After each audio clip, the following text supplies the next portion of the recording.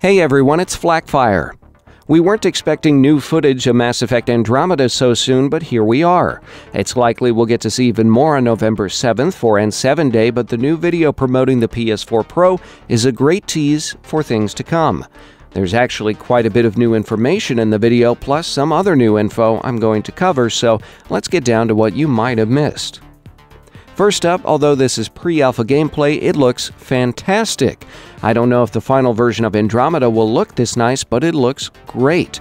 The lighting leaves me awestruck in a way I haven't felt since the original Mass Effect was released so many years ago. Part of this is due to the fact that we know literally next to nothing about the Andromeda galaxy or the plot of the game. Everything seems foreign. Mass Effect 2 and 3 built off of the culture and lore established in the original.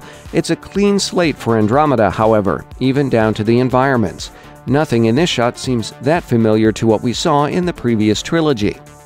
This includes movement, as the protagonist here uses a jump jet. We did have some of this in Mass Effect 3, but here it seems significantly more refined, polished, and controllable. BioWare seems to be sticking with its pop-out weapon designs, and it looks like some variation of the Omni tool is returning.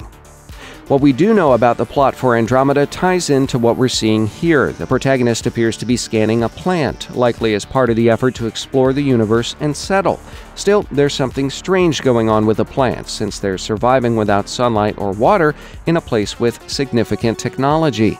I know Andromeda takes place hundreds of years after Commander Shepard, but I can't help be reminded about one of the endings in Mass Effect 3, though developers have said player choices in Mass Effect 3 will have no real bearing on the events of Andromeda. In this shot, the protagonist and someone on the radio identifies these strange creatures as the Remnant. The name is very ominous sounding, yet if you don't bother them, apparently they will leave you alone. The Remnant glow strangely, just like the tech in the location. Rumors indicate the Remnant's forgotten technology holds the key to gaining power in this region of the galaxy. In this scene, the main protagonist names the location by saying this is the heart of the vault. I'm guessing here, but I'd say Remnant vaults contain valuable technology. Based on this shot, we actually know what the exterior of the vault looks like, since we've seen this kind of design in some of the promotional art. In this shot, it's clear BioWare is sticking with the three-player party system. Sadly, we don't get to meet these characters just yet, but here's our first glimpse of the male protagonist in Andromeda. Interestingly, we now know he is also named Ryder. This information was revealed by Mass Effect Andromeda's creative lead Mac Walters in a video on PlayStation Access, and I'll leave a link to that in the video description. Now, you might assume it's just a simple pick-and-choose gender situation when creating your character in Mass Effect Andromeda, but that's not the case. The male Ryder and female Ryder are actually brother and sister, and they both exist inside the game world at the same time.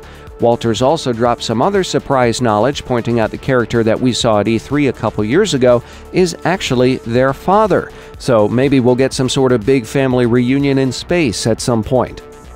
The group appears to be joined by the Asari that we've seen in a previous trailer, so it's likely she'll probably wind up one of the crew members on board the Tempest, which is Andromeda's version of the Normandy. They appear to be looking at a map of the Helios cluster, which is in the Andromeda galaxy, so perhaps the vaults do indeed contain valuable information for settling this new space.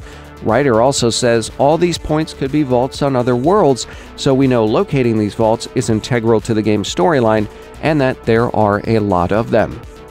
The current vault Ryder and the team are visiting appears dormant, but it looks like someone or something has activated one of the other vaults, as pointed out by our Asari friend.